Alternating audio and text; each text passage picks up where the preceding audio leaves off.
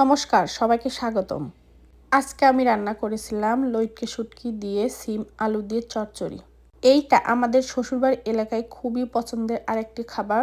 এই চচ্চড়িতে পুঁটি শুটকির মাছ ব্যবহার করলে খুবই মজার হয়, কিন্তু আমাদের এখানে পুঁটি শুটকি মাছটা পাওয়া যায় না, যার জন্য আমি লইট্টে শুটকি মাছটাই ব্যবহার করেছি। গতবার দেশে গেলে সিম আলু দিয়ে এই পুঁটি শুটকির চচ্চড়ি করেছিল, কি মজা যে লেগেছিল, এখনও সেইটা মুখে লেগে আছে। তো যাই হোক, এখানে আমি সবজিগুলো কেটে বেছে ধুয়ে নিয়েছি, আর সাথে সেই লটকে শুটকিটা একটু সিদ্ধ করে নিয়েছি। এবারে চুলায় কড়াই বসিয়ে তাতে পরিমাণ মতো তেল দিয়ে সবজিগুলো দিয়ে দিব, আর সাথে দিয়ে দিব পরিমাণ মতো লবণ, হলুদের গুঁড়া ও সামান্য একটু মরিচের গুঁড়া। ঝালের জন্য দিয়ে দিব বেশ খানিকটা চেরা কাঁচামরিচ। এবারে চুলার জালটা একটু লোতে রেখে ঢেকে রেখে দিব। এরই ফাঁকে মাছগুলোকে লবণ, হলুদ ও মরিচের গুঁড়া দিয়ে ভেজে নিলাম। ভাজা কিছুটা হয়ে গেলে এরই মধ্যে দিয়ে দেবো বেশ খানিকটা পেঁয়াজ কুচি। এবারে পেঁয়াজ কুচি সহ আর একটু ভেজে নামিয়ে নিব।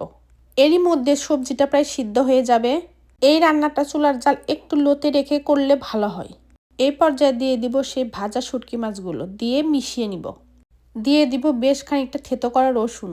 এবারে আর একটু সমস্ত কিছু মিশিয়েই নামিয়ে নিব। এইটা কি পরিমাণ মজার একটা চচ্চড়ি তা বলে বোঝাতে পারবো না।